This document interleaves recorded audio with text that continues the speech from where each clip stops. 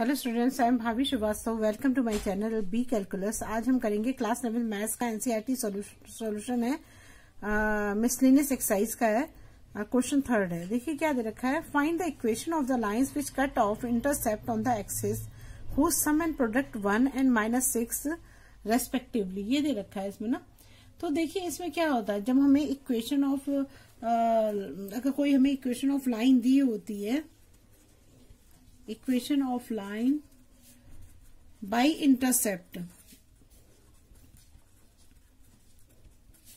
Form में, अगर intercept कोई भी इक्वेशन है उस इंटरसेप्ट फॉर्म में हमें वो करना होता था, चेंज करना था, तो हम कौन सा फॉर्मूला यूज करते थे? इसी फॉर्म में इसको चेंज करते थे ना, x/a plus y/b equal to 1। इसमें यही तो दिया इंटरसेप्ट फॉर्म, उसमें है find the equation of line which cut off intercept on the axis whose sum and product 1 and -6 respectively. तो अब इसमें क्या करेंगे, हम पहले तो हम लोग फॉर्मूला लिखेंगे जो वो है। अब इसमें हमारा क्या है, यहाँ पर x जो है वो जो ये x एक्सिस पे जो है ये a है और y पे क्या है, b है। तो यहाँ लिख देंगे वेयर a इज, जैसे ये होता है ना, ये ऐसे करके हमने पढ़ा हुआ था, तो इसमें ये होता है, तो ये a इंटरसेप्ट हो गया, ये x एक्सिस पे है, ये y इंटरसेप्ट हो, ये y एक्सिस पे b इंटरसेप्ट हो गया, तो a इज x इंटरसेप्ट हो गया और यहाँ पर b इज y इंटरसेप्ट। देखो b पे y पे b है और a पे x है, तो ये y इंटरसेप्ट हो गया हमारा, है ना। अब इसने बोला इस क्वेश्चन में कि who sum and product 1 and -6, मतलब ये बोल रहा है कि जो ये दोनों इंटरसेप्ट हैं, अगर इनको हम सम कर रहे हैं इसका, तो a प्लस बी होगा सम, और इसका जो सम करेंगे तो इसका क्या आ रहा है, 1 आ रहा है ना। और दूसरा इसने बोला है कि अगर इन दोनों की मल्टीप्लाई करते हैं, मतलब a इंटू बी करते हैं, तो क्या होता है ये, तो ये -6 हो रहा है ना। तो यहां मैं लिख देती हूँ सम ऑफ इंटरसेप्ट। ये सम ऑफ इंटरसेप्ट, दो कंडीशन दे रखी है ना उन्होंने, और दूसरा क्या है, ये प्रोडक्ट ऑफ इंटरसेप्ट ना, प्रोडक्ट ऑफ इंटरसेप्ट।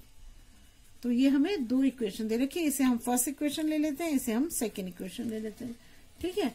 अब देखिए इसमें क्या करेंगे, इसमें अब सबसे पहले तो हम क्या करते हैं, इसको निकालने का एक तरीका होता है, मैंने बोला था आपको कि या तो हम इसको क्या करते हैं कि ऐसी इक्वेशन बना लेते हैं कि दोनों एक दूसरे से एक चीज कट जाए, एक वेरिएबल कट जाए, तो एक का आंसर आ जाता है। दूसरा ये है कि हम जैसे ये वाला है a प्लस बी प्लस 1 है ना, फ्रॉम इक्वेशन 1 से ना, a plus b equal to 1 है, तो हम a को इधर ही रहने दें और ये 1 माइनस बी आ गया, तो a की वैल्यू आ गई। अब हम सेकेंड इक्वेशन में a की वैल्यू रख देते हैं, है ना, तो वो आ जाएगा, नहीं आ जाएगा, putting value of a equal to 1 minus b in equation 2। Equation 2 में रखना, तो इक्वेशन 2 हमारी ये है, a into b equal to -6 है। अब एक ही जगह में 1 माइनस बी रख रही हूं, और ये हो गया इंटू बी इक्वल टू -6 हो गया। तो ये पूरा ऐसे हो जाएगा ना, तो जब हम इसको मल्टीप्लाई करेंगे तो ये बाहर हो गया ना, ये पूरा b, तो b दोनों से मल्टीप्लाई होगा, तो b minus b square equal to -6 हो जाएगा, ठीक है। अब देखिए क्या करेंगे, अब हम क्या करते हैं, -6 को जो है हम इधर ही ले आते हैं ना, इधर लाके से 0 में कर देते हैं, तो यहाँ क्या आ जाएगा, b माइनस बी स्क्वायर, और ये हो जाएगा हमारा, इसको इधर लाएंगे तो क्या होगा, +6 हो जाएगा ना, -6 से इधर लाएंगे तो ये +6 हो जाएगा। अब हम क्या करेंगे कि b, आपको मैंने बताया था कि हम कोई भी इक्वेशन होती है तो उसको इस फॉर्म में लिखते हैं, a square plus b x plus c equal to 0, ऐसे लिखते हैं ना। तो हमें एक्स स्क्वायर को हम क्या करते हैं, माइनस में है, तो हम क्या करते हैं, पहली उस चीज को, जो भी पहला नंबर होता है तो उसको हम माइनस में न रख के प्लस में ही कोशिश करते हैं। तो अब हम क्या करते हैं इसमें कि -6 को जो है ना, मतलब जो b है इसको प्लस कर देते हैं, तो हम इसको इधर ले जाते हैं। जब इधर ले जाएंगे तो क्या होगा, तो हमारा जब, इसको ऐसे लिख देती हूँ, आगे बढ़ती हूँ ना, तो मैं जब इसको इधर लेके आऊंगी तो ये क्या होगा, मेरा ये बी स्क्वायर को इधर लेके आ रही हूँ, तो ये बी स्क्वायर प्लस का हो जाएगा ना, और इसको इधर लाऊंगी तो ये क्या हो जाएगा, ये प्लस का, तो ये माइनस का हो जाएगा, और ये -6 ऐसे ही रहेगा और इक्वल टू 0 हो जाएगा। अब हमारी जो है ये जो इक्वेशन है ये स्प्लिट हो सकती है, तो इसको कैसे करेंगे देखिए, बी स्क्वायर है 6b स्क्वायर, तो 6 का क्या हो सकता है इसमें, 6 का होता है 2 3 जा 6 3 आएगा ना, तो ये आ जाएगा हमारा b square minus 3b plus 2b minus 6 equal to 0। अब देखिए इसमें ये चीज ध्यान रखनी जरूरी है आपको कि इसमें कि अगर इसको माइनस करो साइन माइनस का ही आना चाहिए, माइनस 3b को 2b से माइनस करोगे तो माइनस b ही आएगा, और जब इस दोनों को मल्टीप्लाई करोगे तो 3 2 जा 6 b स्क्वायर ही आएगा, जिन दोनों की मल्टीप्लाई ना, तो वही आ रही है।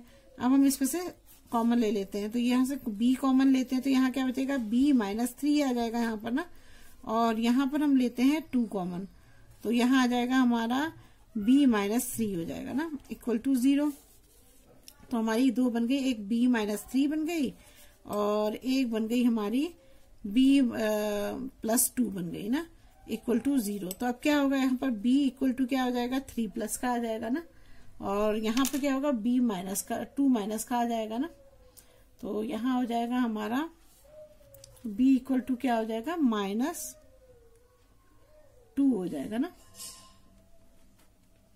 अब हमें क्या करना है इसको कि अब हमारे पास जो इक्वेशन है a plus b equal to 1 है ना, तो अब हम क्या करते हैं, पुटिंग वैल्यू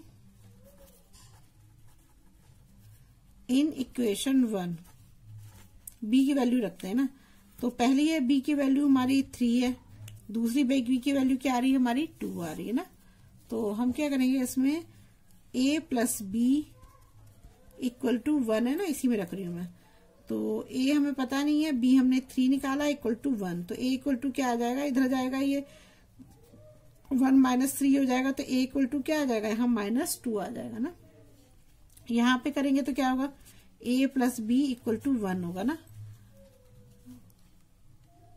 ये तो माइनस 2 था ना, माइनस 2 है ना, तो अब क्या होगा यहाँ पर a और ये प्लस ये माइनस 2 है, तो यहाँ आ जाएगा माइनस 2 इक्वल टू 1, तो इसको इधर ले जाएंगे तो क्या आएगा 1 प्लस 2 हो जाएगा, तो a इक्वल टू क्या आ जाएगा 3। तो यहाँ पर हमारी a की वैल्यू क्या आई 2 आ गई, और b की वैल्यू हमारी क्या आई, अब हम यहाँ लिख देते हैं, hence a equal to minus 2, b equal to 3, और a इक्वल टू 3 और b इक्वल टू माइनस 2। अब इक्वेशन भी तो हमें फाइंड करनी है ना। अब देखिए हमें इसमें हमें a और b की वैल्यू हमें मिल गई ना, ये मैंने लिख दी a और b की वैल्यू ना, इसको मैं यहाँ से कर दूंगी, a और b की वैल्यू मिल गई। अब हम इससे इक्वेशन तो बना ही सकते हैं, है ना। अब हमारा क्या था फॉर्मूला, हमारा फॉर्मूला था ये था ना formula, x upon a plus y upon b equal to 1।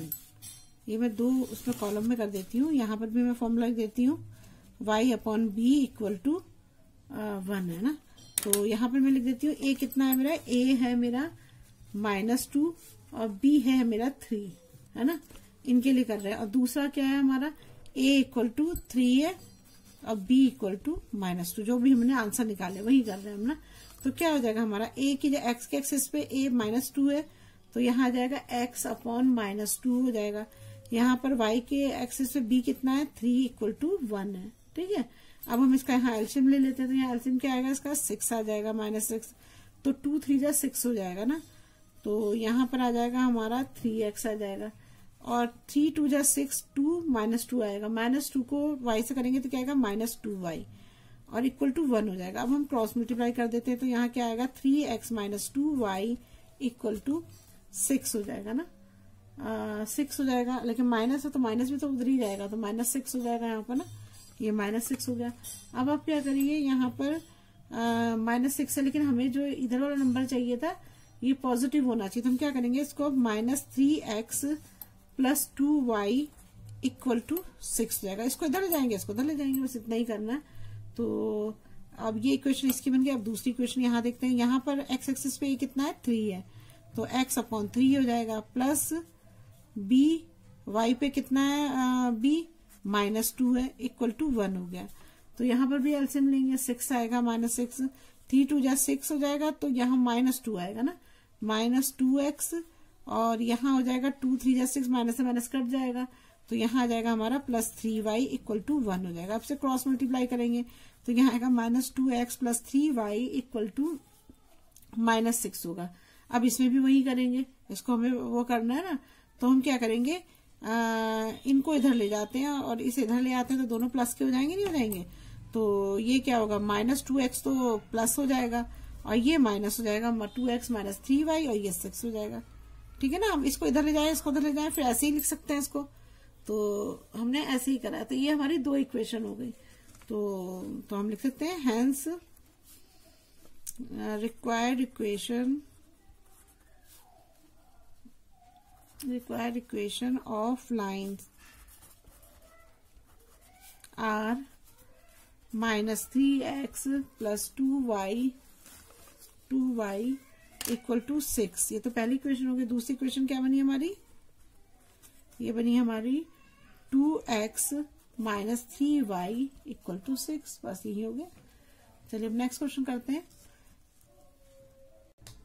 देखिए क्वेश्चन 4th है, what are the points on the y axis whose distance from the line x/3 y/4 equal to 1 दे रखा है ना। अब देखिए इसमें इसने बोला है कि व्हाट आर द, इसने बोला है कोई ये x एक्सिस है और ये y एक्सिस है ना। तो इसने बोला कि what are the point on the y axis whose distance from the line x/3 और y/4 इक्वल टू 1 है, इस 4 यूनिट, मतलब इसने डिस्टेंस दे रखा है हमें, 4 यूनिट दे रखा है ना।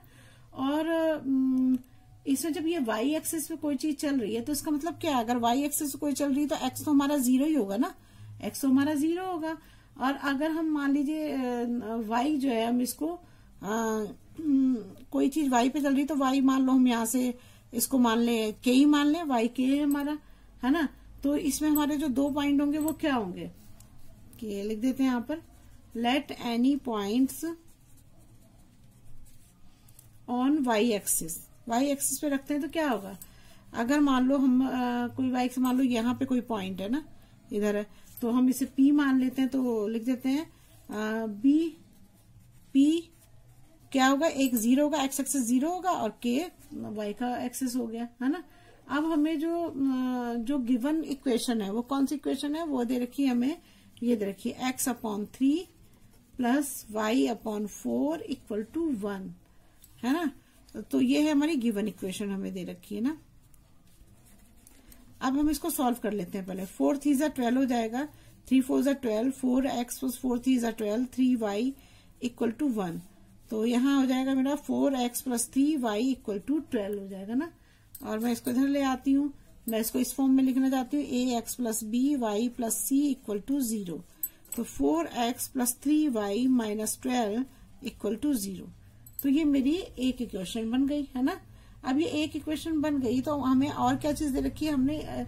अब इसमें देखो तो हमारा क्या है, अगर इसको देखें, अगर आप ये वाला फॉर्मूला देख रहे हो, ax, तो a इसमें क्या है, 4 है, तो a हमारा क्या हो गया, आप इससे ही कंपेयर करते थे ना, मैं यहाँ फॉर्मूला लिख दे रही हूँ दोबारा से, ax + by + c equal to 0, है ना। तो इसी फॉर्म में ये इक्वेशन है ना, इसी फॉर्म में ना। तो इसमें a कितना है हमारा, 4 है, b कितना है हमारा, 3 है, c कितना है हमारा, -12 है। और इसमें एक चीज और दी हुई है, क्या दी हुई है, 4 यूनिट्स दे रखा है। तो 4 यूनिट्स क्या चीज होती है, डिस्टेंस होता है। तो d 4 यूनिट दे रखी है हमें, इतनी चीजें दे रखी है ना। अब हम इस क्वेश्चन के हिसाब से हमें क्या निकालना है, इसमें हमें what are the point on the y axis पे whose distance from the line, मतलब ये हमें व्हाट आर द पॉइंट्स बताने के, कौन कौन से पॉइंट्स है इसमें ना, ये बताना है हमको। तो देखिए कैसे बनाएंगे।